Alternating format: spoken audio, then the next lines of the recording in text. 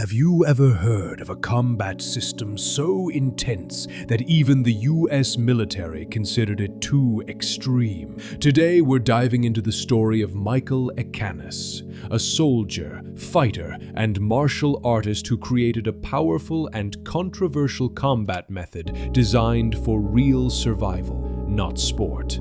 This isn't just about fighting, it's about mindset, discipline, and a system built for the harsh realities of close combat. Many people don't know his name, but his ideas quietly influenced modern military training in ways most of us never notice.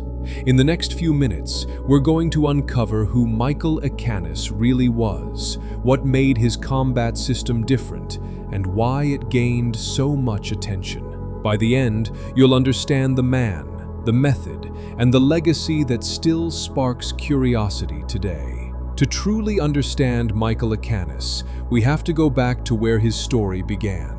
He wasn't born into fame or recognition.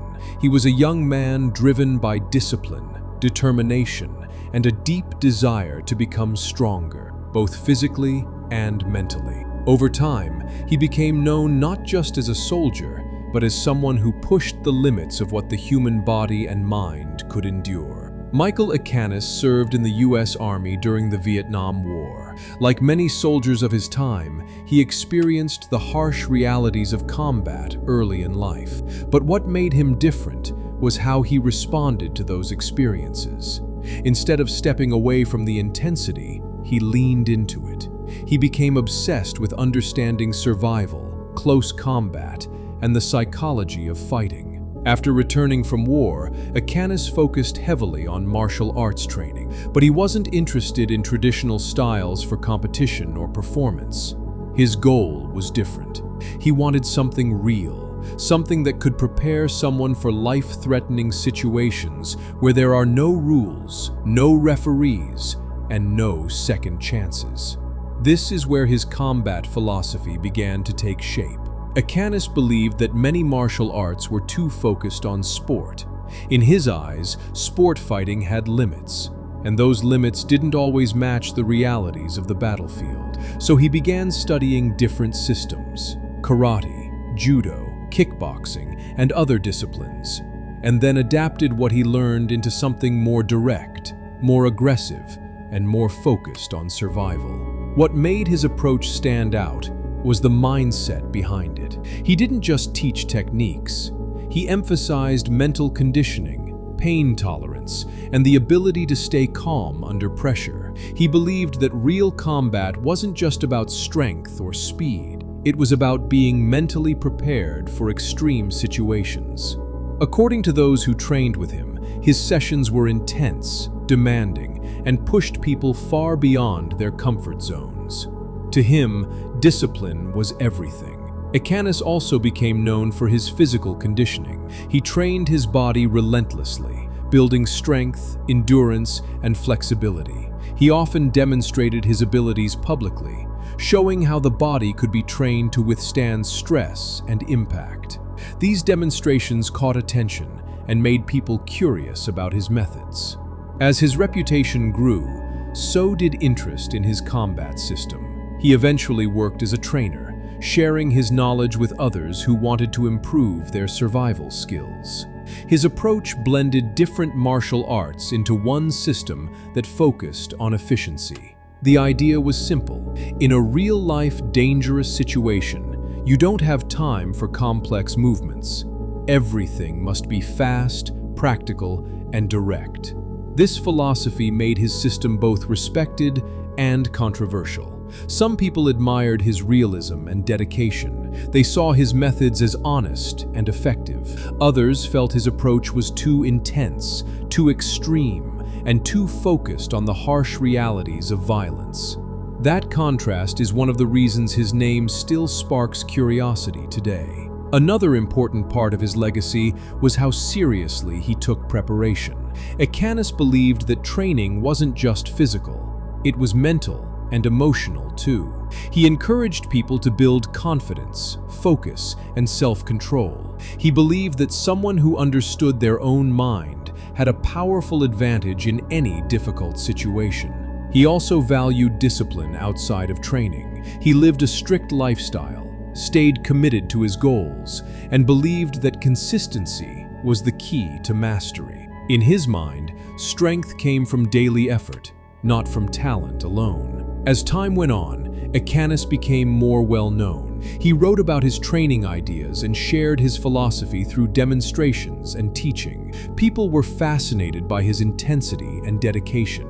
He carried himself with confidence, and that made others pay attention. But his story wasn't just about combat. At its core, it was about pushing limits.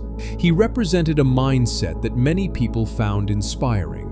The idea that you can transform yourself through discipline, focus, and hard work. Whether someone agreed with his methods or not, there was no denying his commitment. His life, however, was also filled with mystery and controversy. He was involved in different roles and missions later in life that made his story even more complex. This added to the legend around his name. Some saw him as a hero, others questioned parts of his journey. But one thing was certain: he lived a life far from ordinary. Even today, decades later, his influence can still be felt in the way people think about combat training and mental toughness. His ideas about simplicity, efficiency, and preparation continue to shape discussions around survival training and discipline. But perhaps the most powerful part of his story isn't about fighting at all. It's about mindset. Michael Echanis believed that the body can only go as far as the mind allows. He pushed himself to become stronger, faster, and more focused because he believed limits were meant to be tested.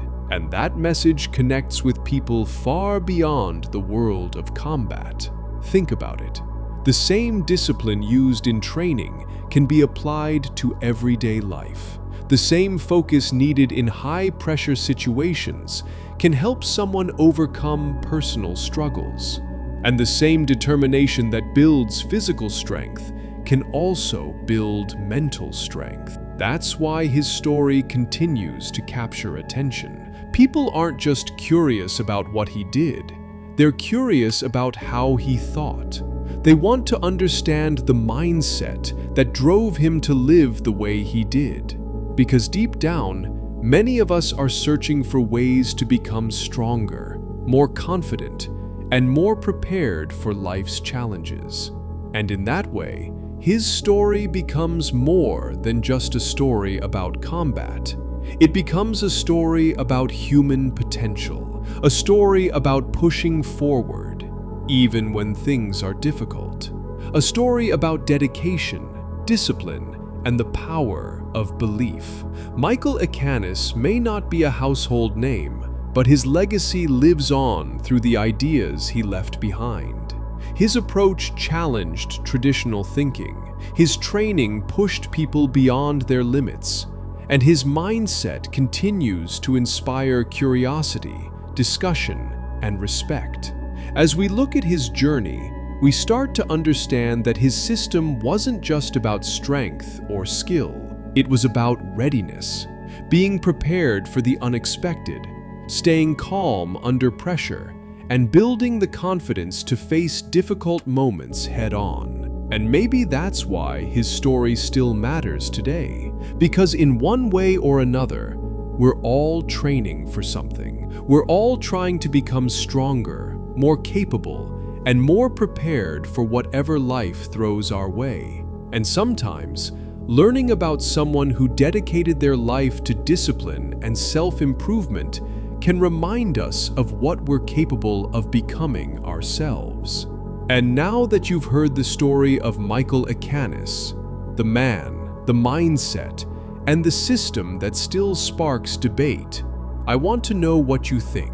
Was he a visionary who understood the true realities of combat?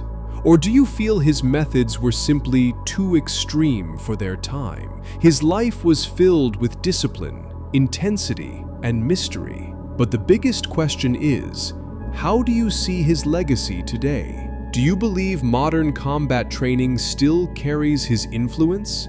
And more importantly, could that level of mental toughness and dedication be useful in everyday life, even outside of fighting? Drop your thoughts in the comments. I read every single one, and I genuinely love to hear your perspective. And if this story made you curious, surprised, or even challenged the way you think about strength and discipline, let me know by sharing your opinion below. Let's start a real conversation.